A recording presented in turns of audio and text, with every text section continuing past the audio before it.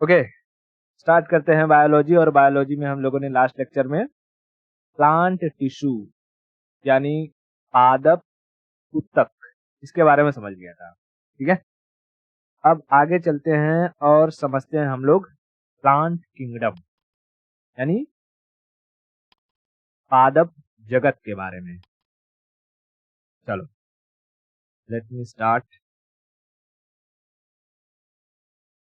क्या पढ़ना है? Plant kingdom. ठीक है, प्लांट किंगडम यानी पादप जगत। पादप जगत। अच्छा, जब हमने जूलॉजी पढ़ा था तो जूलॉजी में भी हम लोगों ने एनिमल किंगडम पढ़ा था, जंतु जगत, और अलग अलग जंतुओं को अलग अलग फाइलम में डिवाइड किया था, है ना। जैसे कि प्रोटोजोआ था, पोरीफेरा था, उसके बाद सिलेंड्रेटा था, प्लेटीहेलमिन्थीज, स्केलेमिन्थीज, एनिलीडा, ऑर्थोपोडा, इकाइनोकार्डेटा, कार्डेटा, ये सारे फाइलम 10 फाइलम थे। 10 फाइलम के बारे में हमने पढ़ा था। और फिर बाद में देखा था कि उसको साइंटिस्ट ने, जो मॉडर्न साइंटिस्ट थे, उसको नकार दिया था और फिर पूरे जंतु को 5 भाग में डिवाइड कर दिया था। ठीक है, ओके। उसी तरीके से धरती पर जो भी पेड़ पौधे पाए जाते हैं, ठीक है, जो भी पेड़ पौधे पाए जाते हैं उन्हें 2 मेजर भागों में डिवाइड किया जाता है। अगेन वो जो 2 भाग रहेंगे उसमें अलग अलग टाइप के पेड़ पौधों को अलग अलग भाग में रखा जाएगा। लेकिन पहले हम वो 2 मेन जो कैटेगरी है उसको समझते हैं। तो प्लांट किंगडम की कितनी कैटेगरी? पहले 2। देखो, एक एक को हम कहते हैं क्रिप्टोगैमी। क्या कहते हैं? क्रिप्टोगैमी, क्रिप्टोगैमिक। और दूसरे को कहते हैं फेनरोगैमिक, फेनरोगैमिक, फेनरोगेमिक। अब इसको कैसे याद रखोगे, समझो। जिन पेड़ पौधों में जिन पेड़ पौधों में फूल लगते हैं, क्या लगता है? फूल, फूल। तो फ से फूल और फ से फेनरोगेमी, उन्हें हम फेनरोगेमी की कैटेगरी में रखते हैं। ठीक है, जिन पेड़ पौधों में फूल लगते हैं उन्हें हम किस में रखेंगे? फेनरोगेमी की कैटेगरी में। जैसे आम का पेड़, आम के पेड़ में फूल लगता है, फेनरोगेमी में। गुड़हल का पेड़, फेनरोगेमी में। गुलाब का फूल, गुलाब का पेड़, फेनरोगेमी में। इसी तरीके से धरती पर जितने भी फूल लगने वाले पेड़ होंगे उन्हें हम फेनरोगेमी की कैटेगरी में रखेंगे। और जितने भी पेड़ हैं जिनमें फूल नहीं लगते हैं, जिनमें फूल नहीं लगते हैं, तो मैं यहां लिख दूं फ्लावर, फ्लावर नहीं लगते हैं, उन्हें हम क्रिप्टोगेमी की कैटेगरी में रखते हैं, क्रिप्टोगेमी की कैटेगरी में रखते हैं। हिंदी में फेनरोगेमी को कहते हैं पुष्पो, क्या कहते हैं? पुष्पोदभिक। ठीक है, फेनरोगेमी को फेनरोगेमी फेनरोगेमी को क्या कहते हैं? तो हिंदी थोड़ा सा डिफिकल्ट है बोलना। पुष्पोदभिक, मैं लिख देता हूं फिर भी, पुष्पोदभिक। ठीक है, पुष्पोदभिक, हिंदी देख लेना।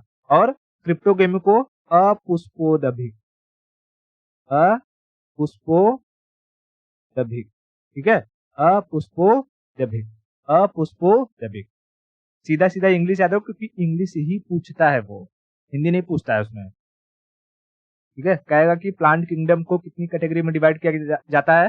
तो पहले 2, जिसमें भी फूल लगते हैं उन्हें हम रखते हैं फेनरोगेमी, और जिसमें भी फूल नहीं लगते हैं उन्हें हम रखते हैं क्रिप्टोगेमी, क्रिप्टोगेमी, क्रिप्टोगेमी। ठीक है, क्रिप्टोगेमी।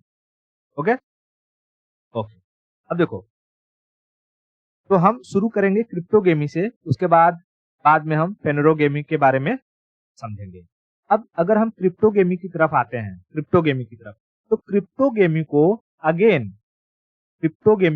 अगेन 3 भागों में डिवाइड किया जाता है। कितने भागों में? 3 भागों में। देखो, क्रिप्टोगेमी को अगेन 3 भागों में डिवाइड किया जाता है। एक को कहते हैं थैलोफाइटा।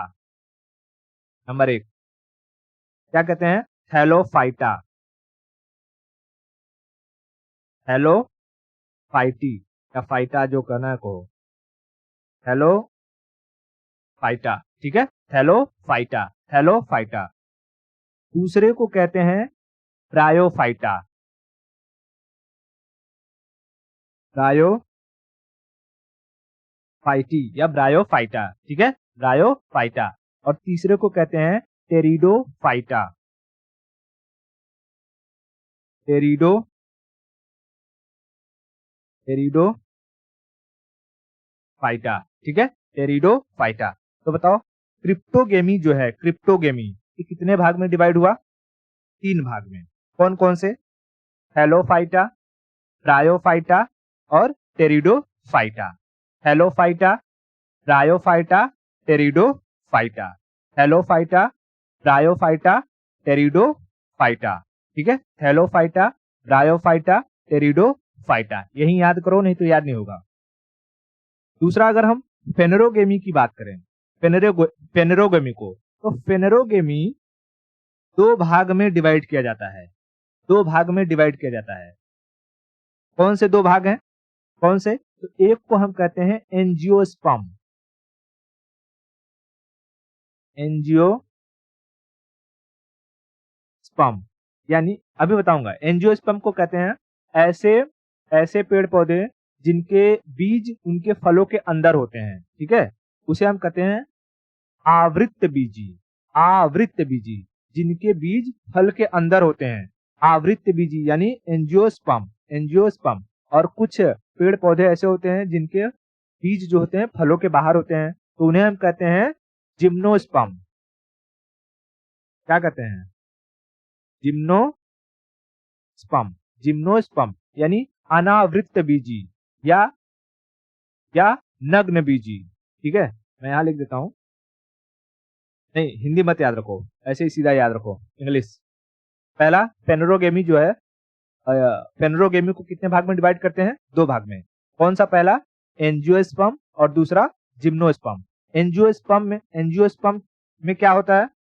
जब हम फेनेरोगेमी को पढ़ेंगे तो उसके बारे में समझेंगे, फिर जिम्नोस्पर्म में क्या होता है उसके बारे में पढ़ेंगे। लेकिन अभी जस्ट यहाँ कैटेगरी याद रखो कि एंजियोस्पर्म का मतलब होता है जिनके बीज फलों के अंदर होते हैं, ऐसे पौधे जिनके बीज फलों के अंदर होते हैं। और जिम्नोस्पर्म का मतलब है ऐसे बीज, ऐसे पेड़ जिनके बीज फलों के बाहर होते हैं, फलों के बाहर होते हैं, ठीक है। हिंदी में इसे आवृत्त बीजी और इसे अनावृत्त बीजी या नग्न बीजी, ठीक है। फिर से वापस आओ, प्लांट किंगडम को 2 मेजर भागों में डिवाइड किया गया। कौन कौन से? एक क्रिप्टोगेमिक और दूसरा फेनेरोगेमी। जिस पेड़ पौधों में फूल लगते हैं उसे किस कैटेगरी में रखते हैं? फेनेरोगेमी में। और जिसमें फूल नहीं लगते हैं क्रिप्टोगेमी में, क्रिप्टोगेमी में। बताओ क्रिप्टोगेमी को अगेन कितने भाग में डिवाइड किया गया? 3 भाग में। कौन कौन सा? हैलोफाइटा, ब्रायोफाइटा, टेरिडोफाइटा। और फेनेरोगेमी को 2 भाग में। कौन कौन सा? एंजियोस्पर्म और जिम्नोस्पर्म, एंजियोस्पर्म और जिम्नोस्पर्म, ठीक है। अब हम पहले क्रिप्टोगेमी जो किंगडम है, प्लांट किंगडम का जो क्रिप्टोगेमी पार्ट है उसको पढ़ेंगे। उसमें थैलोफाइटा, ब्रायोफाइटा, टेरिडोफाइटा को पढ़ेंगे और उसके बाद हम फेनेरोगेमी की तरफ चलेंगे, ठीक है, फेनेरोगेमी की तरफ चलेंगे। इतना क्लियर है? ओके, चलो हम यहां लिखते हैं, यहां हम क्या लिखें? हम यहां लिखते हैं क्रिप्टोगेमिक, क्रिप्टोगेमिक, ठीक है, क्रिप्टोगेमिक। बताओ क्रिप्टोगेमिक को अगेन कितने भाग में डिवाइड किया गया है? 3 भाग। पहला कौन सा है? पहला है, फटाफट बताओ, थैलोफाइटा, ठीक है, थैलोफाइटा। दूसरा है ब्रायोफाइटा, ठीक है, ब्रायोफाइटा। ब्रायोफाइटा। और तीसरा क्या है? टेरिडोफाइटा। टेरिडोफाइटा,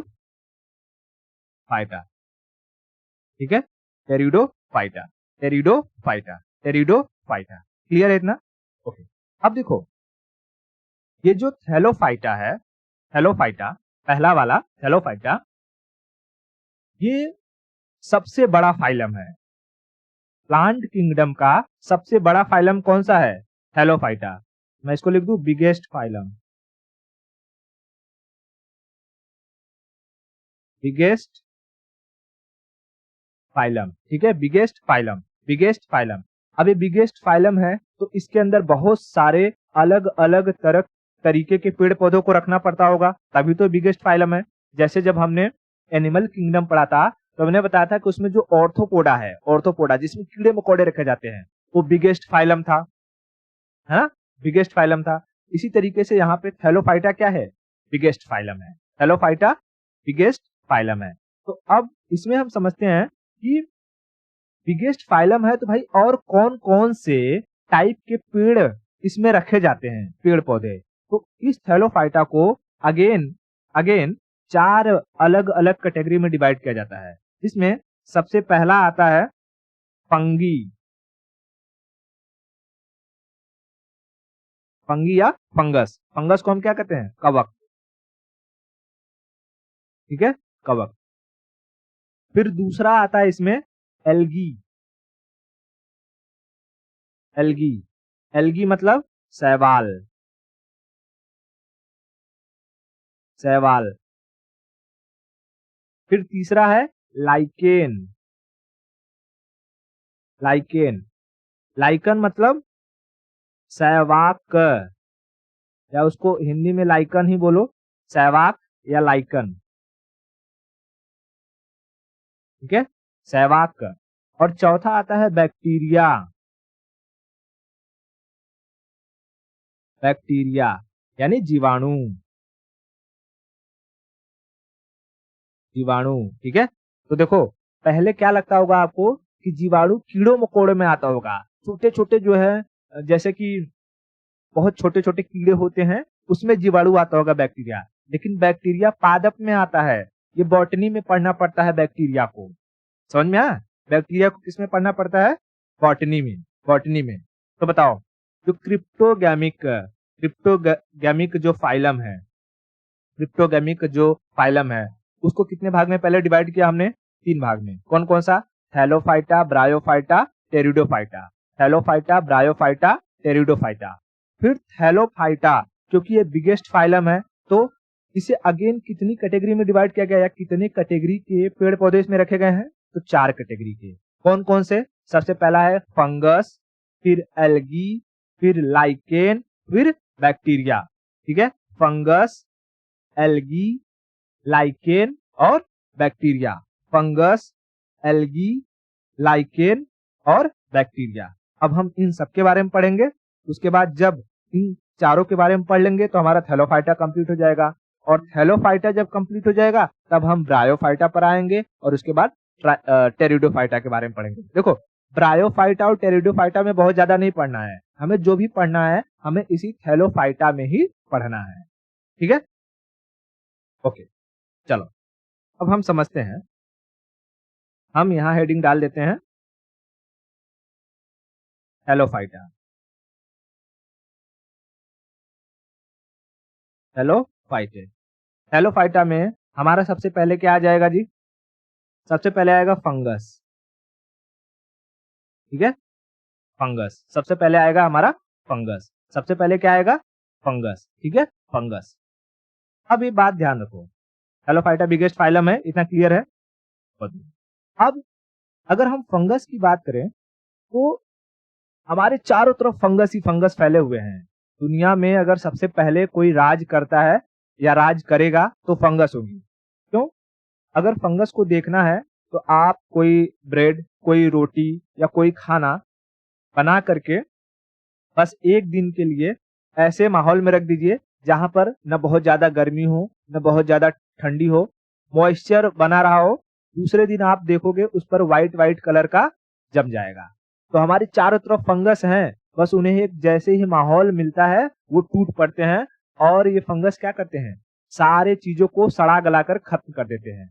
अगर आप रोटी छोड़ दो 2-4 दिन तक तो पहले व्हाइट व्हाइट होगा, फिर काला काला होगा और धीरे धीरे वो रोटी खत्म हो जाएगी। तो इसी तरीके से अगर फंगस हमारे शरीर पर लग जाता है तो हमारे शरीर को भी खलड़ कर रख देता है। हमारे बालों में जो रूसी होती है, रूसी वो एक तरीके का फंगस है। जब वो फंगस काटता है, हमारे मसल्स को खाता है, हमारे जो हेयर है, हेयर के रूट को खाता है, तब वही हमें खुजली होती है ना? वही हमें खुजली होती है। हमारे शरीर पर अगर कहीं फंगस लग गया तो धीरे धीरे उसे खदड़ता रहेगा और ये जल्दी जाते नहीं है, बहुत खतरनाक होते हैं फंगस। वैसे तो हमारे शरीर से जो निकलने वाला जो पसीना होता है, पसीना पसीना में हमारे ऐसे एंटीबॉडी होते हैं कि वो इस फंगस को मार देते हैं, ठीक है।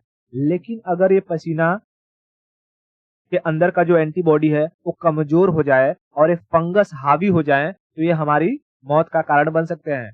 जैसे कोरोना के टाइम पीरियड में हमारे शरीर में जो एंटीबॉडी बन रही थी उसको सप्रेस करने के लिए डॉक्टर्स क्या देते थे, दवा देते थे कि वो एंटीबॉडी ना बने, क्योंकि एंटीबॉडी को ही कौन कर लिया था, कोरोना ने कब्जा कर लिया था और अपनी रिप्लिका बना रहा था। तो एंटीबॉडी को बनने से जब रोक दिया गया था तब हमारे शरीर पर कब्जा कर लिया था इन फंगसों ने। और तुम एक डिजीज का नाम सुना होगा तुमने, ब्लैक फंगस। नाकों के थ्रू वो चला जाता था आंखों तक और आंखों के पास के, नाकों के पास के सारे हड्डियों को खा जाता था और आदमी की मौत हो जाती थी, है ना? हाँ। तो ये फंगस, यानी फंगस को हम क्या कहते हैं, कवक। कवक ये पूरी दुनिया में ऐसे फैले हुए हैं, पूरी दुनिया में ऐसे फैले हुए हैं।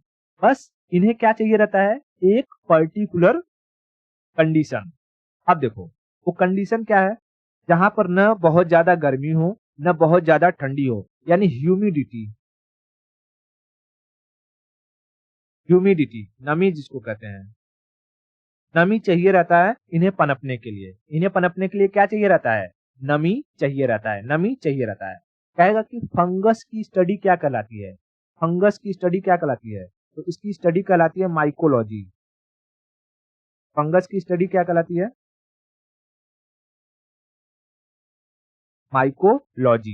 Mycology, study of fungus, mycology. Study of fungus, mycology. Study of fungus, mycology. ये जो फंगस होते हैं इनमें ना फोटोसिंथेसिस करने की क्षमता नहीं होती है। फोटोसिंथेसिस करने की क्षमता मतलब कैसे होगी, इनके अंदर क्या पाया जाएगा, क्लोरोफिल। मतलब जिनके अंदर क्लोरोफिल पाया जाता है वो फोटोसिंथेसिस कर पाते हैं और अपना खाना खुद बनाते हैं। ये प्लांट है लेकिन इनके अंदर क्लोरोफिल नहीं पाया जाता,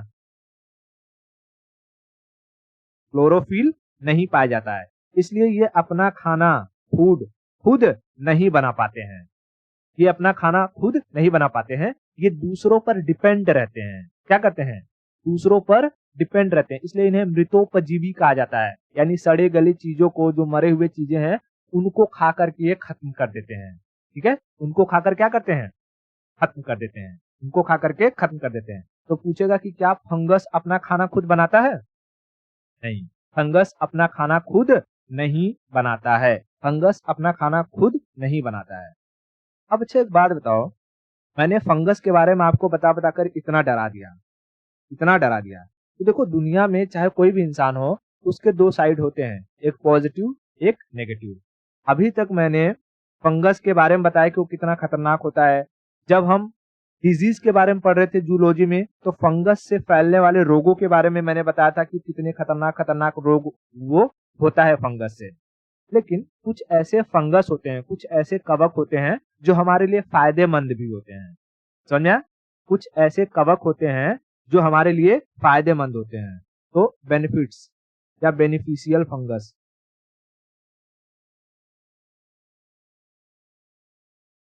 beneficial fungus, beneficial fungus.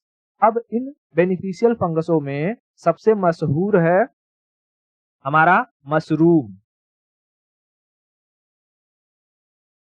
Mushroom, mushroom देखा है, मशरूम एक तरीके का फंगस है, वो न्यूट्रिएंट से भरा होता है, उसको काफी महंगा आता है वो। ठीक है, लोग नॉर्मली नहीं, ऐसे हर कोई सब्जी जैसे पालक, आलू, गोभी खाते हो वैसे मशरूम नहीं खा सकते हो, वो महँगा आता है, ठीक है? अब ये मशरूम कई कैटेगरी के होते हैं, इसमें कुछ जहरीले मशरूम होते हैं, कुछ खाने वाले मशरूम होते हैं, कुछ मशरूम को जो लोग उसकी खेती करते हैं, प्लांटेशन करते हैं, है ना? तो जहरीले वाला जो आप देखोगे कि ऐसे छत्ते के आकार का रहता है, हाँ? ऐसे ये वाला, तो ये जहरीला होता है और पेड़-पौधों पर देखोगे तो चिप्स की तरह ऐसे-ऐसे चिपके रहते हैं। वो भी कैसे होते हैं? जहरीले होते हैं। ये नहीं कि मैंने बता दिया कि भाई मशरूम न्यूट्रिएंट से भरा होता है तो आप जहाँ भी देखो वहाँ से उखाड़ के लाओ और उसको खाना शुरू कर दो। ठीक है? तो मशरूम जहरीले भी होते हैं, लेकिन वो मशरूम जिनकी लोग खेती करते हैं, वो फ़ायदेमंद होते हैं, उसमें न्यूट्रिएंट भरा होता है। मैं दिखा देता हूँ मशरूम वैसे, देखो ये, यहाँ पर आ जाइए आप यहाँ जी, ये है मशरूम, ठीक है? मशरूम। मशरूम क्या है? मशरूम एक तरीके का फंगस है। मशरूम एक तरीके का फंगस है। यानी फंगस छोटे आकार से लेकर के बड़े आकार के भी हो सकते हैं। इतने छोटे कि हमें आंखों से दिखाई न दे और इतने बड़े कि हम उन्हें आराम से देख सकते हैं। तो मशरूम क्या है? एक फंगस है। फिर दूसरा आता है यीस्ट। यीस्ट, यीस्ट इसको हम कहते हैं खमीर। खमीर, ठीक है? यीस्ट यानी खमीर। खमीर किस लिए इस्तेमाल होता है यीस्ट का? यीस्ट का इस्तेमाल होता है फर्मेंटेशन के लिए, यानी किण्वन के लिए। फर्मेंटेशन, फर्मेंटेशन मतलब किण्वन। किण्वन क्या होता है कि हमको पता है कि जो फंगस हैं, इनकी खासियत होती है कि ये किसी भी चीजों को सड़ा देते हैं एकदम से, हाँ? किसी भी चीजों को काट-काट के एकदम सड़ा देते हैं। तो अगर आपको कोई ऐसे ये व्यंजन बनाने हैं, जिनमें उनका सड़ना बहुत ज़रूरी है और वो जब तक सड़ेंगे नहीं तब तक बनेंगे नहीं। जैसे जलेबी, जलेबी जब तक सड़ेगा नहीं, उसका जो डो रहता है, आटा रहता है, वो जब तक सड़ेगा नहीं, तब तक वो जलेबी बनेगा नहीं और उसमें स्वाद आएगा नहीं। तो इसलिए जब जलेबी का डो बनाते हैं, तो उसमें मार्केट से ले लेते हैं यीस्ट। यीस्ट को क्या कहते हैं? खमीर, ठीक है? खमीर, और इस खमीर को उसमें डाल देते हैं और जब उसमें डाल देते हैं, तब रात भर छोड़ देते हैं उसको और वो रात भर में क्या करता है कि उस जलेबी के डो को पूरी तरीके से जलेबी के डो को पूरी तरीके से क्या करता है? सड़ा देता है। और एकदम अगर आप जैसे ये देखो कि जैसे एक कटोरा है आपका, आप अगर ये सोचो कि मुझे जलेबी बनाना है और मैं एक कटोरा भर के पूरा डो कर दूं और उसमें ये खमीर डाल दूं, तो सुबह तक आपका एक कटोरा बहने लगेगा। इसीलिए आधा कटोरा डालो आपका डो और इसमें खमीर डाल दो, सुबह तक आपका एक कटोरा भर जाएगा खमीर से। क्यों? क्योंकि जितने भी जो फंगस रहेंगे, पहले तो ये जो यीस्ट है, यीस्ट अभी इनएक्टिव फॉर्म में है और इसको जैसे ही आप उस डो में डालोगे, इसको मिलेगी नमी और ये जाग जाएगा। कहेगा वाह वाह! नमी मिल गया है और नमी मिलते ही वो खाना शुरू कर देगा उसको और जैसे ही खाएगा, खाएगा, खाएगा उसको खदड़ के एकदम रख देगा और फिर सुबह आप निकालो, मस्त बनाओ एकदम जलेबी बनेगा। समझा? तो यीस्ट का इस्तेमाल किस लिए होता है? फर्मेंटेशन के लिए। फर्मेंटेशन यानी किण्वन। अब यही जो फर्मेंटेशन है, इसी का इस्तेमाल करके शराब भी बनाई जाती है। समझा? फर्मेंटेशन का ही इस्तेमाल करके क्या बनाया जाता है? शराब, दारू। देखो, मैं समझाता हूँ। जैसे दारू या जो शराब होती है, शराब का जो केमिकल फॉर्मूला होता है, उसे हम कहते हैं इथाइल अल्कोहल। ठीक है? मैं लिखता हूँ इथाइल अल्कोहल। इथाइल अल्कोहल का फॉर्मूला होता है C2H5OH या आप इसे यूं लिख सकते हो C2H6O। ठीक है? C2H6O लिखो या C2H5OH लिखो। OH क्या होता है? हाइड्रोक्सी ग्रुप होता है, अल्कोहल को रिप्रेजेंट करता है। ठीक है? तो ऐसे भी लिख सकते हो कि इथाइल अल्कोहल C2H6O। ये इथाइल अल्कोहल इसका फॉर्मूला है शराब का। लेकिन ये मिलता कैसे है? ये कैसे मिलता है? तो हमको पता है कि अगर शराब बनानी है तो हमें फर्मेंटेशन करवाना पड़ेगा, किण्वन करवाना पड़ेगा। तो तो आप एक काम करो कि जैसे घैली ले लो पूरा, ठीक है, मिट्टी का। अब उसमें जितने भी फ्रूट्स होते हैं, फ्रूट्स के छिलके या सेब के छिलका हो गया, सेब का छिलका हो गया, खट्टे फल जितने भी होते हैं, अंगूर हो गया या उसके बाद मौसम्बी हो गया, संतरा हो गया, उनके छिलके, मौसम्बी, संतरा को सबको काट कूट के क्या कर दो, इस घड़े में डाल दो। घड़े में डाल दिया, इसमें थोड़ा सा डाल दो पानी। पानी डाल करके अब इस घड़े को ऊपर से किसी कपड़े से बंद कर दो और कुछ दिन के लिए छोड़ दो। अब जब आप छोड़ दोगे तो देखो धीरे धीरे धीरे, हमको पता है कि सारे एनवायरनमेंट में क्या है, फंगस है। अब ये फंगस घुस जाएंगे इसके अंदर और जब घुसेंगे तो सब देखेंगे वाह वाह, एक से एक आइटम इसके अंदर भरा हुआ है, सबको खाना शुरू करेंगे। और जब खाना शुरू करेंगे तो जब वो खदड़ते हैं किसी चीज को तो उसके साथ साथ गैस भी निकलती है एक तरीके की। अब वो गैस कौन सी निकलेगी अभी हम उसको केमिकल फॉर्मूला से देखेंगे। तो देखो, कोई भी दुनिया में कोई भी मीठा पदार्थ होता है तो उसके अंदर क्या पाया जाता है, कार्बोहाइड्रेट, है ना, कार्बोहाइड्रेट, कार्बोहाइड्रेट, हाइड्रेट। तो अगर हम कहें कि जितने भी इसमें फ्रूट्स थे, फ्रूट्स मैं लिख दूं, फ्रूट्स थे, इनके अंदर क्या था, कार्बोहाइड्रेट, ठीक है, कार्बोहाइड्रेट, C2H6 C6H12O6, ये ग्लूकोज का फॉर्मूला होता है। तो glucose is the simplest form of carbohydrate, ठीक है, ग्लूकोज क्या है, सिंपलेस्ट फॉर्म है कार्बोहाइड्रेट का। अब देखो, ये जब कार्बोहाइड्रेट का फर्मेंटेशन होगा, क्या होगा, फर्मेंटेशन, फर्मेंटेशन। तब इस फर्मेंटेशन के जरिए दो चीजें निकलेंगी, एक तो निकलेगा इथाइल अल्कोहल,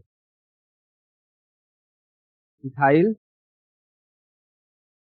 अल्कोहल, क्या है फॉर्मूला, C2H5OH, और इसके साथ निकलता है CO2, क्या निकलता है, CO2, यानी कार्बन डाइऑक्साइड। ये किस फॉर्म में रहता है, ये गैस फॉर्म में रहता है। और इथाइल अल्कोहल किस फॉर्म में रहेगा, लिक्विड फॉर्म में, लिक्विड फॉर्म में। तो जब 2-3 दिन के बाद आप ये इसका कपड़ा हटाओगे तो इसके अंदर से ये महक आएगी कार्बन डाइऑक्साइड की, कार्बन डाइऑक्साइड की, और एकदम बहुत तेजी से क्या होगा, महकेगा, ठीक है, बहुत तेजी से महकेगा। तो पूछता है कि फर्मेंटेशन के दौरान कौन सी गैस निकलती है, फर्मेंटेशन के दौरान कौन सी गैस निकलती है, तो भैया फर्मेंटेशन के दौरान निकलता है कार्बन डाइऑक्साइड।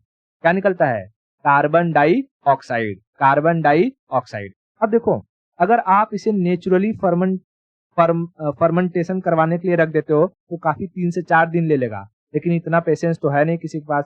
तो क्या करते हैं, इस फर्मेंटेशन की स्पीड को बढ़ाने के लिए हम इसमें एंजाइम डालते हैं। क्या डालते हैं, एंजाइम। कौन सा एंजाइम, तो उसे हम कहते हैं जाइमेज, जाइमेज, जाइमेज। याद रखना, अगर पूछ लिया कि फर्मेंटेशन की स्पीड को बढ़ाने के लिए किस एंजाइम का इस्तेमाल किया जाता है, तो जाइमेज एंजाइम का इस्तेमाल किया जाता है। किसका इस्तेमाल, जाइमेज, जाइमेज। मेरी बात समझ में आ रही है, फर्मेंटेशन की स्पीड को बढ़ाने के लिए किस किस एंजाइम का इस्तेमाल किया जाता है, जाइमेज, जाइमेज, ठीक है। तो देखो, ये जो इथाइल अल्कोहल बना, ये शराब है, ये पीने लायक रहता है, लोग इसे पीते हैं, ठीक है, शराब है, पीने लायक रहता है, लोग इसे पीते हैं। लेकिन अगर इथाइल अल्कोहल की जगह मिथाइल अल्कोहल बन गया, क्या बन गया, मिथाइल अल्कोहल, तब हो जाएगी समस्या। मिथाइल अल्कोहल, मिथाइल अल्कोहल, यानी CH3OH, CH3OH, इसे कहते हैं जहरीली शराब। क्या कहते हैं, जहरीली शराब। इसको जो पिएगा वो सीधा स्वर्ग सिधारेगा। समझ में आ रहा है। तो बताओ, फर्मेंटेशन के दौरान दो चीजें मिलती हैं, क्या क्या, जैसे अगर हम शराब बना रहे हैं तो एक तो मिलेगी शराब, दूसरा निकलेगा gas, carbon dioxide. Ethyl alcohol पूछेगा कि शराब का फॉर्मूला क्या होता है पीने वाले का, इथाइल अल्कोहल या मिथाइल अल्कोहल, तो होता है इथाइल अल्कोहल। मिथाइल अल्कोहल को हम जहरीली शराब कहते हैं। क्या कहते हैं? जहरीली शराब। जहरीली शराब। इतना क्लियर हो गया? ओके, बहुत बढ़िया। चलो हम वापस से देखते हैं हमने क्या देखा अभी। हमने देखा कि फंगस फंगस दो टाइप के बेनिफिशियल, एक मशरूम और दूसरा ईस्ट। मशरूम और ईस्ट। ईस्ट का इस्तेमाल हमने फर्मेंटेशन के लिए किया, और फर्मेंटेशन के दौरान हमने दो चीजें निकाली। एक तो हमने निकाला इथाइल अल्कोहल और दूसरा निकाला carbon dioxide gas, CO2 gas. CO2 gas. तीसरा एक फंगस होता है, उसे हम कहते हैं पेनिसिलीन। तीसरा फंगस क्या होता है? पेनिसिलीन। ठीक है, पेनिसिलीन। पेनिसिलीन पूछेगा कि अच्छा ये पेनिसिलीन किस लिए इस्तेमाल होता है, तो पेनिसिलीन का इस्तेमाल होता है पेन किलर के रूप में। किसके रूप में? Pain killer. Pain killer. इसकी खोज किसने करी थी पेनिसिलिन की? तो अलेक्जेंडर फ्लेमिंग ने करी थी। किसने करी? अलेक्जेंडर फ्लेमिंग ने। अलेक्जेंडर फ्लेमिंग ने। अब बताओ, अलेक्जेंडर फ्लेमिंग ने पेनिसिलिन की खोज कैसे करी? इसके पीछे एक कहानी सुनाता हूं कि फ्लेमिंग को पूरे शरीर पर घाव हो गए थे। ठीक है, फ्लेमिंग को क्या हो गया था? पूरे शरीर पर घाव हो गया। और जब घाव हो गए थे तो इसके जिस गांव में रहता था, उस गांव के मुखिया ने इसको सबके सामने खड़ा करवाकर उसके पूरे घाव को नचवा दिया। उसके पूरे घाव को नचवा दिया। अब इस अलेक्जेंडर को इतना खतरनाक दर्द हुआ कि वो वहां से गांव छोड़कर भागा जंगल की तरफ, और जंगल में उसे जो भी जड़ी बूटी घास फूस मिलती वो खाने लगता। और ऐसे ही खाते खाते उसे एक पौधा मिला, जिसको उसने जब खाया तो उसके दर्द में उसे राहत मिला, और फिर उसने उसका नाम दिया पेनिसिलीन। समझ में? पेनिसिलीन। प से पेनिसिलीन और प से पेन किलर। तो कहेगा कि पेनिसिलीन का इस्तेमाल किस लिए होता है? पेन किलर के रूप में। इसकी डिस्कवरी किसने करी? अलेक्जेंडर फ्लेमिंग ने। पेनिसिलीन क्या है? बैक्टीरिया है, लाइकेन है, या फंगस है? तो ये फंगस है। फंगस यानी कवक है। ठीक है, पेनिसिलिन क्या है? फंगस है। तो हमने तीन जो है फंगस के बारे में समझ लिया। जो बेनिफिशियल फंगस है, पहला मशरूम, दूसरा ईस्ट, तीसरा पेनिसिलिन। ठीक है, ये सीक्वेंस याद रहेगा ना? पेड़ पौधों को हमने दो भागों में बांटा, एक जिसमें फूल नहीं निकलते क्रिप्टोगेमी, दूसरा जिसमें फूल निकलते हैं फेनेरोगेमी। क्रिप्टोगेमी को अगेन तीन भागों में, थैलोफाइटा, ब्रायोफाइटा और टेरिडोफाइटा। फेनेरोगेमी को दो भागों में, आवृत्ति बीजी, अनावृत्ति बीजी, यानी एंजियोस्पर्म और जिम्नोस्पर्म। ठीक है, एंजियोस्पर्म और जिम्नोस्पर्म। हमें फेनेरोगेमी से अभी कुछ लेना देना नहीं है, अभी हम नहीं पढ़ रहे हैं। हम आते हैं यहाँ पर क्रिप्टोगेमी में। क्रिप्टोगेमी में हम थैलोफाइटा से की बात करेंगे। Thallophyta is the biggest phylum of the plant kingdom. क्यों? क्योंकि इसमें चार तरीके के पेड़ पौधों को रखा गया है। कौन कौन से? तो है भाई, फंगस है, एल्गी है, लाइकेन है, बैक्टीरिया है। फंगस यानी कवक। कवक भी के बारे में हमने समझा कि कवक के पॉजिटिव कॉन्सिक्वेंसेस रिजल्ट भी है, नेगेटिव रिजल्ट भी है। कवक अगर खतरनाक हो जाए तो हमें कई तरीके की बीमारी लगवा देगा। कवक अपना खाना खुद नहीं बना सकता है, इसमें क्लोरोफिल नहीं पाया जाता है, ये सड़े गले और मरे चीजों पर जीवित रहता है, इसलिए इसे मृतोपजीवी कहा जाता है। ठीक है, ओके। फिर उसके बाद हमने बेनिफिशियल जो फायदे वाले कवक है उनको देख लिया। पहला था उसमें मशरूम, दूसरा था ईस्ट, तीसरा था पेनिसिलिन। इतना क्लियर है क्या? ओके, बहुत बढ़िया।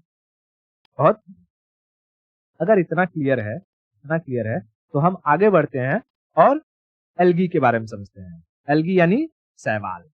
एल्गी यानी शैवाल। आगे चले, चलो। दूसरा हो जाएगा एल्गी। एल्गी। एल्गी यानी शैवाल। शैवाल। अब देखो, ये जो एल्गी होते हैं, एल्गी कहेगा कि एल्गी की स्टडी क्या कहलाती है? एल्गी की स्टडी, तो इसको कहते हैं फाइकोलॉजी। फंगस को माइकोलॉजी, एल्गी को फाइकोलॉजी। ये मत समझ लेना फ से फंगस और फ से फाइकोलॉजी, गलत हो जाएगा, ठीक है। एल्गी, एल्गी की स्टडी होती है फाइकोलॉजी, फाइकोलॉजी, साइकोलॉजी नहीं रे, फाइकोलॉजी, ठीक है, फाइकोलॉजी, फाइकोलॉजी। एल्गी जो होते हैं ये हरे अलग अलग कलर के होते हैं, लेकिन इनमें जो है हरा रंग पाया जाता है। हरा रंग पाए जाने का मतलब इनके अंदर क्लोरोफिल पाया जाता है। क्या पाया जाता है? क्लोरोफिल। और जब क्लोरोफिल पाया जाएगा तो ये क्या कर पाएंगे? Photosynthesis, photosynthesis. जब फोटोसिंथेसिस कर पाएंगे तो ये अपना खाना खुद बना पाएंगे, फूड अपना बना पाएंगे। तो जो अपना फूड बना लेता है उसे हम कहते हैं स्वयं पोषी। क्या इंसान अपना खाना खुद बनाता है? नहीं, इंसान स्वयं पोषी नहीं है, इंसान परपोषी है। वो खाने पर डिपेंड रहता है। आलू उगाएगा, उसका खाना बनाएगा, गोभी लाएगा, उसका खाना बनाएगा, चावल उगाएगा, उसका खाना बनाएगा। इंसान अपना खाना खुद नहीं बनाता, लेकिन पेड़ पौधे सूरज की रोशनी में अपना खाना खुद बना लेते हैं। इसलिए उन्हें हम क्या कहते हैं? स्वयं पोषी, यानी ऑटोट्रॉफ। क्या कहते हैं? ऑटोट्रॉफ, ठीक है, ऑटोट्रॉफ। तो एल्गी क्या है? एल्गी ऑटोट्रॉफ होते हैं, एल्गी ऑटोट्रॉफ होते हैं। इनके अंदर हमें क्या देखने को मिलता है? इनके अंदर हमें क्लोरोफिल देखने को मिलता है, इसलिए फोटोसिंथेसिस कर सकते हैं। एल्गी की स्टडी फाइकोलॉजी कहलाती है, फाइकोलॉजी, ठीक है, फाइकोलॉजी, फाइकोलॉजी। अब दुनिया में तमाम प्रकार के एल्गी हैं, तो हमें सब एल्गी के बारे में तो पढ़ना नहीं है। जो मेन मेन एल्गी होते हैं हम उनके बारे में पढ़ेंगे, ठीक है, हम उनके बारे में पढ़ेंगे। देखो, दुनिया में कहेगा कि सबसे बड़ा एल्गी कौन है? बड़े लंबे लंबे होते हैं, 100-100 फीट के एल्गी जो है पाए जाते हैं। तो कहेगा कि सबसे लॉन्गेस्ट एल्गी कौन सा होता है? लॉन्गेस्ट, लॉन्गेस्ट एल्गी तो होता है सारगैसम, सारगैसम। इसी के नाम पर एक समुद्र भी है, सारगैसो। और पूछता है, ज्योग्राफी मैंने पढ़ा है कि ऐसा कौन सा समुद्र है जिसका कोई किनारा नहीं है? समुद्र, नॉर्मली हम समुद्र उसे कहते हैं जो किसी महासागर का किनारा हो, किसी न किसी से जाकर के सटता हो, किसी लैंड मास से। लेकिन सारगैसो ऐसा एक समुद्र है जिसका कोई किनारा नहीं है, और वहीं पर डूब गई थी टाइटैनिक। क्यों? क्योंकि वो टाइटैनिक जाकर के जो सारगैसो एल्गी थे वहां उसमें फंस भी गई थी, और वो उससे एक हिमखंड का टुकड़ा था। उस वक्त जब हम ज्योग्राफी पढ़ते हैं तो समझते हैं जहां पर कि गर्म पानी और ठंडा पानी मिलता है तो वहां एक धुंध सा क्रिएट हो जाता है ना? तो वैसे ही समथिंग समथिंग क्रिएट हुआ था, जिसकी वजह से उस कैप्टन को कुछ दिखाई नहीं दिया और ले जाकर के एक आइस के टुकड़े में ठोक दिया। पहाड़ था पूरा, और सब वो डूब गई। तो कहेगा कि सबसे लॉन्गेस्ट शैवाल या एल्गी कौन सा होता है? तो सारगैसम, सारगैसम, सारगैसम, सारगैसम, ठीक है। लॉन्गेस्ट एल्गी सारगैसम, लॉन्गेस्ट एल्गी सारगैसम, सारगैसम, ठीक है। अच्छा, लाल सागर का नाम सुना है? रेड सी। तो लाल सागर क्या लगता है कि उसका पानी लाल है? नहीं, उसके अंदर पाए जाते हैं एल्गी, और ये एल्गी लाल कलर के होते हैं। तो जब दूर से देखोगे लाल सागर को, रेड सी को, तो वो लगेगा कि उसका पानी लाल है। पास में जाकर के पानी उठाओ तो पानी की तरह दिखेगा। तो कहेगा कि लाल सागर का लाल होना, उसके पीछे क्या वजह है? तो उसके पीछे वजह है एल्गी। उस एल्गी का नाम क्या है? तो उस एल्गी का नाम है ट्राइकोडेस्मियम। दूसरा चीज क्या याद रखना है? ट्राइकोडेस्मियम एल्गी, ट्राइकोडेस्मियम, ट्राइकोडेस्मियम। कहेगा ट्राइकोडेस्मियम एल्गी का कलर क्या होता है? तो लाल, रेड। अब आप कहोगे कि अच्छा रेड होता है तो ये खाना कैसे बनाते हैं? तो भैया पूरी तरीके से रेड नहीं होता है, कुछ दूर तक रेड रहेगा, कुछ हरा हो जाएगा, ठीक है। मैं दिखाता हूँ फोटो, तो दिखा देता हूँ मैं। देखो, आ गया, इधर देखो,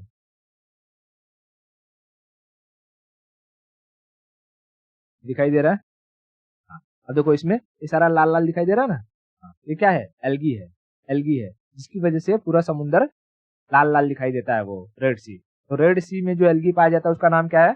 ट्राइकोडेस्मियम एल्गी। ठीक है, ट्राइकोडेस्मियम एल्गी। ट्राइकोडेस्मियम कहेगा, ट्राइकोडेस्मियम का कलर क्या होता है? लाल होता है। ट्राइकोडेस्मियम का कलर लाल होता है। सबसे लॉन्गेस्ट एल्गी सारगैसम। सारगैसम, सारगैसम जहां पाया जाता है उस एरिया को कहा जाता है सारगैसो सागर। ठीक है, सारगैसो सागर। ज्योग्राफी में पूछता है कि ऐसा कौन सा समुद्र है जिसका कोई छोर नहीं है, तो सारगैसो का है। ठीक है, सारगैसो का। दो चीज समझ में आ गए, सबसे बड़ा एल्गी सारगैसम, लाल एल्गी ट्राइकोडेस्मियम। ट्राइकोडेस्मियम। अब कुछ ऐसे एल्गी होते हैं जो कछुए के पीठ पर जम जाते हैं। कहाँ जम जाते हैं? कछुए के पीठ पर। तो कहेगा कि कछुए की पीठ पर कौन सा एल्गी जम जाता है, तो उसे कहते हैं प्रोटोडर्मा। वैसे डर्मा देखो स्किन को कहते हैं, तो इसे याद रखना, डर्मा डर्मिस याद रख लेना। यहाँ लिख देता हूं प्रोटोडर्मा। प्रोटोडर्मा। प्रोटोडर्मा कहाँ उग जाता है? तो कछुए की पीठ पर। कछुआ लिख दूं, समझ जाना। ठीक है, कछुए की पीठ पर। कछुए की पीठ पर कौन उग जाता है? प्रोटोडर्मा। प्रोटोडर्मा। ठीक है, ये देखो दिखाई दे रहा है, कछुए की पीठ पर क्या उग गया है? ये एल्गी है। ये एल्गी है, एकदम हरा हरा, एकदम कछुआ लग रहा है जैसे जंगल चलता फिरता जंगल हो गया है ये। ठीक है, तो प्रोटोडर्मा। प्रोटोडर्मा कहाँ उगता है? कछुए की पीठ पर। कछुए की पीठ पर। ठीक है, कछुए की पीठ पर। इतना क्लियर हुआ? चलो, उसके बाद अब कुछ ऐसे एल्गी होते हैं जो खाद के लिए बहुत ही मजेदार होते हैं, मतलब उनसे खाद बनाया जा सकता है। हमारे भारत में जब हम एग्रीकल्चर को पढ़ते हैं तो हम समझते हैं कि भारत के खेतों में नाइट्रोजन की बहुत ही कमी होती है, इसलिए लोग यूरिया डालते हैं ताकि नाइट्रोजन की पूर्ति हो सके। ठीक है, दबा दबा के यूरिया डालते हैं। तो कुछ ऐसे एल्गी भी हैं जो नाइट्रोजन प्रोवाइड करते हैं। अगर आप अपने खेत में उन्हें डाल दो तो आपके खेत की जो नाइट्रोजन की कमी है वो पूरी हो जाएगी। उसे हम कहते हैं ब्लू ग्रीन एल्गी। क्या कहते हैं? Blue green algae. ठीक है, ब्लू ग्रीन एल्गी।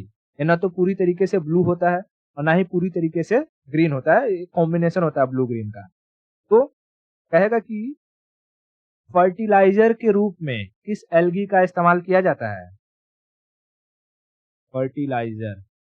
फर्टिलाइजर के रूप में ब्लू ग्रीन एल्गी का इस्तेमाल किया जाता है। इससे हमें कौन सा फर्टिलाइजर मिल जाता है? तो नाइट्रोजन। नाइट्रोजन। ठीक है, नाइट्रोजन। नाइट्रोजन। नाइट्रोजन दिखाता हूं, जैसे देखो ब्लू ग्रीन एल्गी। दिखाई दे रहा है ये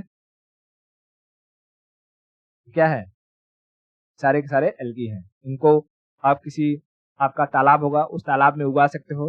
उगाने के बाद पूरा इकट्ठा कर लो और इकट्ठा करके अपने खेत में डाल लो। खेत में नाइट्रोजन की पूर्ति हो जाएगी। खेत में क्या हो जाएगी? नाइट्रोजन की पूर्ति हो जाएगी। ठीक है, उसके बाद अगर हम बात करें तो कुछ ये जो एल्गी हैं जो प्रोटीन के बहुत अच्छे सोर्स होते हैं। किसके सोर्स होते हैं? प्रोटीन के। तो इन एल्गी को हम खा भी सकते हैं। अब देखो, क्योंकि इनके पास क्लोरोफिल पाया जाता है, ये सूरज की रोशनी में अपना खाना बना लेते हैं। तो हमको पता है जब पेड़ पौधे सूरज की रोशनी में खाना बनाते हैं तो आसपास से कार्बन डाइऑक्साइड को एब्जॉर्ब करते हैं और खाना बनाने के बदले में वो ऑक्सीजन रिलीज करते हैं। तो ऐसे ही कोलोरेला नाम का एक एल्गी होता है, पहले मैं नाम लिख देता हूं, कोलोरेला। ठीक है, कोलोरेला। कोलोरेला, ये इस एल्गी को हम स्पेसशिप में ले जाते हैं। स्पेसशिप। स्पेसशिप। अब जैसे अंतरिक्ष यात्री जो होते हैं वहां पर दाल चावल गेहूं ये सब तो ले नहीं जाएंगे कि वहां खिचड़ी डाल के खाएंगे, है ना? हाँ, तो वहां पर क्या करते हैं, अब क्योंकि उन्हें ऑक्सीजन की भी जरूरत होगी वहां पे, फिर जो कार्बन डाइऑक्साइड छोड़ेंगे वो भी खपत होना चाहिए कहीं न कहीं, और स्पेस में है तो सूरज की रोशनी मिलेगी ही मिलेगी। तो बहुत सारे कटोरे में वो क्या लगा लेंगे? कोलोरेला लगा लेंगे। अब क्लोरेला लगा लेंगे तो सूरज की रोशनी में ये अपने आप को बड़ा बड़ा कर लेगा, तो उसको नोच नोच के खा लेंगे।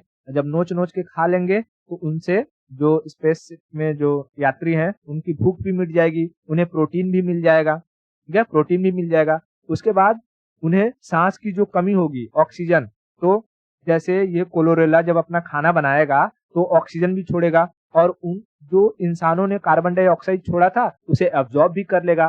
तो एक साथ ये बहुत सारे काम कर देगा। क्या क्या कर देगा? तो पहले CO2 को एब्जॉर्ब कर लेगा, मान लो मैं ऐसे कर दूं, घटा देगा, ऑक्सीजन की मात्रा को बढ़ा देगा और प्रोटीन प्रोवाइड कर देगा। लोगों को क्या दे देगा? प्रोटीन प्रोवाइड कर देगा, लोगों को प्रोटीन प्रोवाइड कर देगा। समझ में आया? अब ये नहीं कि ले जा रहे हो तो पूरा एक ही साथ खा जाओ, थोड़ा सा छोड़ो ताकि वो अपनी फैमिली को बढ़ा सके। अब ये लोग में देखो, ये जो एल्गी हो गया, फंगस हो गया, ठीक है, एल्गी हो गया या फंगस हो गया, इन सब में आपको हाथ पैर आंख नाक मुंह देखने को तो मिलेगा नहीं जैसे इंसानों में होता है। तो इंसानों में हाथ पैर नाक आंख मुंह सब बनता है, इसलिए इंसान का डेवलपमेंट होने में कम से कम 9 महीने लगते हैं। लेकिन इन सब में तो हाथ पैर इन सब की कोई बात ही नहीं है, इसलिए ये फटाफट क्या होते हैं? प्रोड्यूस करते हैं एक दूसरे को, अपनी परिवार को बहुत तेजी से बढ़ाते हैं, अपने परिवार को बहुत तेजी से बढ़ाते हैं। ये जो कोलोरेला है, अगर इसको आप किसी बकेट में रखे हो तो उसमें से सब खा लो, थोड़ा सा छोड़ दो ताकि ये अपने परिवार को बढ़ा सके, ठीक है। तो कहेगा कि स्पेसशिप में किस एल्गी को ले जाते हैं, किस तरीके की एल्गी को हम स्पेसशिप में ले जाते हैं, उसका नाम है कोलोरेला। कोलोरेला, कोलोरेला, ठीक है, कोलोरेला दिखा दो, भी कोलोरेला देखो इस तरीके का होता है, पिगमेंट टाइप का कोलोरेला।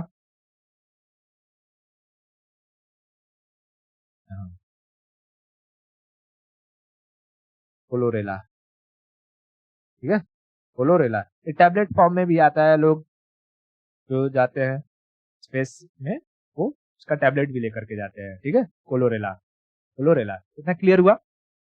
ओके, बताओ हमने अभी कितने टाइप के एल्गी देखे पहले? सबसे बड़ा एल्गी कौन सा है? सबसे बड़ा एल्गी सारगैसम, सारगैसम।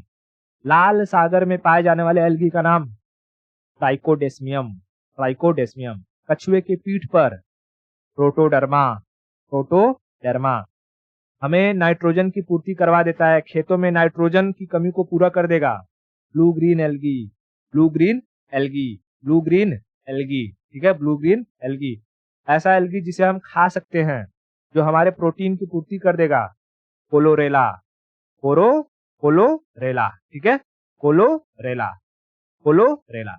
अच्छा, एक एल्गी होता है जिसके अंदर आयोडीन की मात्रा बहुत अधिक पाई जाती है, ठीक है, आयोडीन की मात्रा, उसको कहते हैं लैमिनेरिया। क्या कहते हैं? लैमिनेरिया। कौन सा नंबर हो गया? 5वां हो गया, 6वां याद रख लेना, laminaria, laminaria, laminaria. Laminaria algae में, लैमिनेरिया एल्गी में हमें आयोडीन की मात्रा ज्यादा देखने को मिलती है। आयोडीन, कहेगा कि किस एल्गी में आयोडीन की मात्रा अधिक पाई जाती है? तो लैमिनेरिया, लैमिनेरिया, ठीक है, लैमिनेरिया। एक लंबे लंबे घास की तरह होता है, लंबे लंबे घास की तरह होता है लैमिनेरिया। अब इसी घास की तरह समुद्र के अंदर भी और एक घास पाया जाता है जिसको हम लोग सीवीड कहते हैं, यानी समुद्र का जंगली घास, ठीक है, समुद्र का जंगली घास, सीवीड, समुद्र का जंगली घास। इस समुद्र के जंगली घास में जो मतलब कि ये एक तरीके का क्या है, एक तरीके का देखो तो एल्गी ही होता है। ये भी समुद्र का जो जंगली घास है एक तरीके का एल्गी है। इसका कलर ब्राउन है, इसका कलर कैसा है? ब्राउन है। तो कहेगा कि इसका ब्राउन कलर किसकी वजह से होता है? तो फुकोजैंथीन, सिर्फ जैंथीन नाम याद रखो तो भी चलेगा, फुकोजैंथीन नामक एल्गी की वजह से। एक्चुअली में ये जो एल्गी है इसके अंदर एक फुकोजैंथीन क्या पाया जाता है? ये पिगमेंट पाए जाते हैं और इसका कलर ऑरेंज होता है, ऑरेंज होता है। लेकिन ये पिगमेंट इस ब्राउन घास में पाया जाता है, ब्राउन घास में। इसलिए कभी कभी पूछा जाता है कि ऐसा कौन सा एल्गी है, कौन सा एल्गी है जिसे हम ब्राउन एल्गी के नाम से जानते हैं। तो ये फुकोजेंथीन है। फुकोजेंथीन, ये नाम याद रखना, हालांकि ये बहुत ज्यादा पूछा नहीं जाता है। ये जो मैंने 5-6 बताए हैं ये पूछे जाते हैं, ठीक है, ये पूछे जाते हैं। तो हमने क्या क्या देख लिया अभी बताओ। हमने हमने जो हेलोफाइटा है, हेलोफाइटा, हेलोफाइटा में दो चीजें देखा। एक तो हमने देखा फंगस यानी कवक, और दूसरा हमने देखा एल्गी यानी शैवाल। कवक में 3 ऐसे कवक बताओ जो हमारे लिए फायदेमंद है। तो मशरूम, दूसरा ईस्ट, और तीसरा पेनिसिलिन।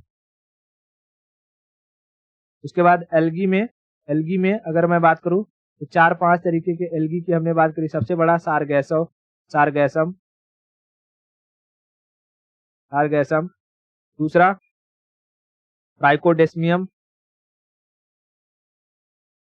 ट्राइकोडेस्मियम, तीसरा प्रोटोडर्मा, चौथा लैमिनेरिया, है ना, लैमिनेरिया। उसी तरीके से पांचवा ब्लू ग्रीन एल्गी, छठवां कोलोरेला, और सातवां फुकोजेंथीन। ठीक है, इतना क्लियर है। अगर इतना क्लियर है तो आज के लिए हम इतना रखते हैं, और बाकी की स्टोरी हम नेक्स्ट लेक्चर में करेंगे।